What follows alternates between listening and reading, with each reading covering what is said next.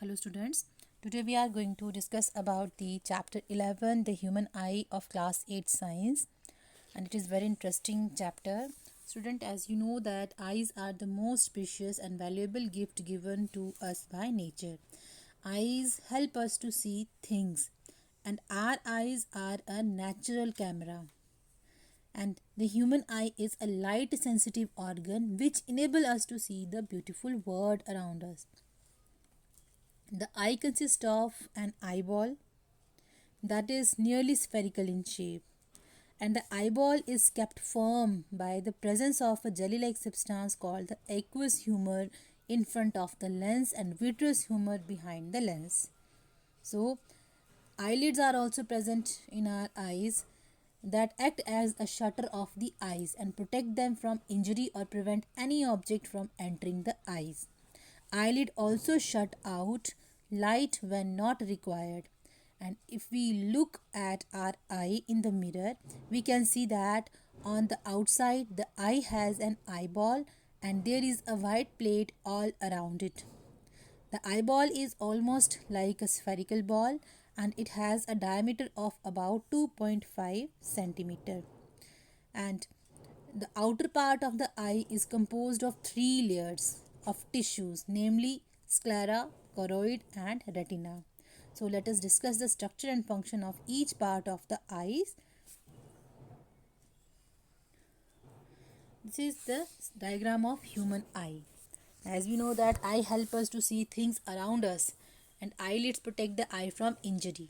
So the outer layer of the eye, outermost covering of the eye is the sclera. It is sclera.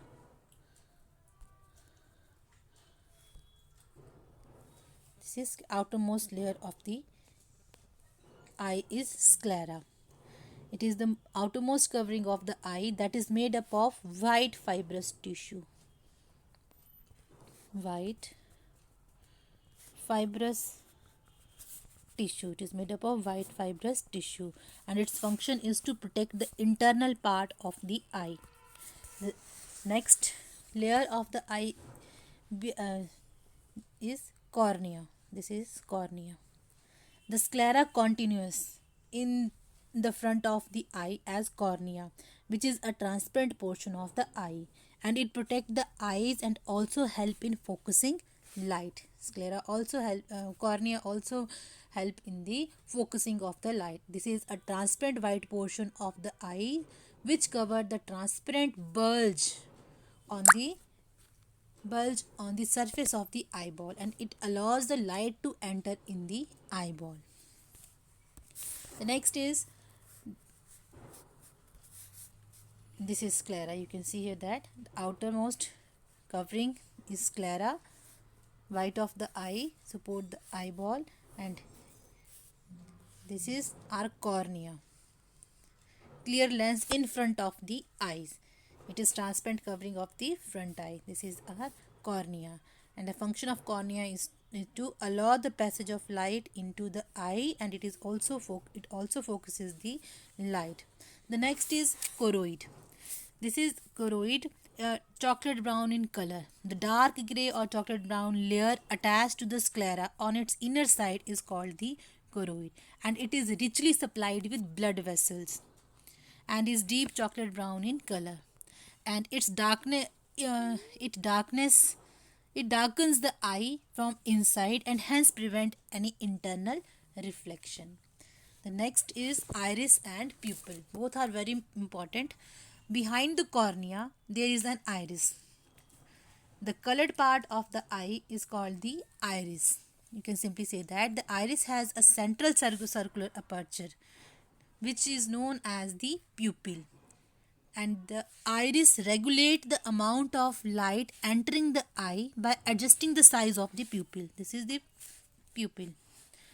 Black hole in the iris is known as the pupil, and it regulate the amount of light to enters to allow to enters the light in our eye. If the light is dim, then what will happen? The iris makes the pupil expand. The iris makes the pupil expand in order to allow more light to enter the light. And if the light is bright, means there is bright light, the iris makes the pupil, you can see here that the pupil is contract here. If the light is bright, the iris make the pupil contract in order to decrease the amount of light entering the eye. And the iris consists of muscles. They have special type of muscles that expand and contract the pupil. Behind the pupil, there lens is present behind the pupil, and it is a transparent crystalline double convex lens. We have just discussed about the lenses. This is our lens, double convex lens. This is this type of double convex lens. It is transparent crystalline double convex lens situated just behind the iris. Situated just behind the iris, and it is held in position by the ciliary muscles. These are ciliary muscles. Ciliary muscles means it is fixed in its position. It is held by the ciliary muscles. Held in position by ciliary muscles, which can change the thickness of the lens, and hence its focal length also changes. The lens focuses light to form an image on retina. This is the retina, this outer layer. This is retina. So when ciliary muscles relax, the lens becomes flatter and thinner for distance vision, and when they contract, when ciliary muscles contract, then the lens become rounder and thicker so that eye can focus on nearby object. The next is function of the lens. The function of the lens is, just we have discussed, it allow us to see object near and far. How it help us? It is very important to note when ciliary muscles relax. These are ciliary muscles. Ciliary muscles. When ciliary muscles relax, then what will happen? When ciliary muscles relax, the lens becomes flatter and thinner. The lens become flatter and thinner like this. And we can see the distant object clearly. And when the ciliary muscles contract,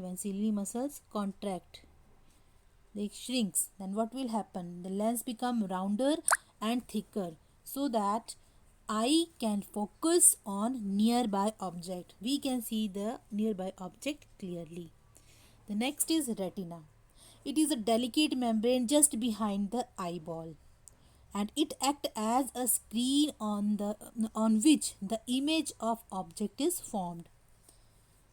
It is the innermost delicate membrane having a large number of nerve cells, and these nerve cells are known as rod cells and cone cells. These are special types of cells. It has these cells, the rod cells and cone cells. They are light sensitive receptor, means they are light sensitive receptors.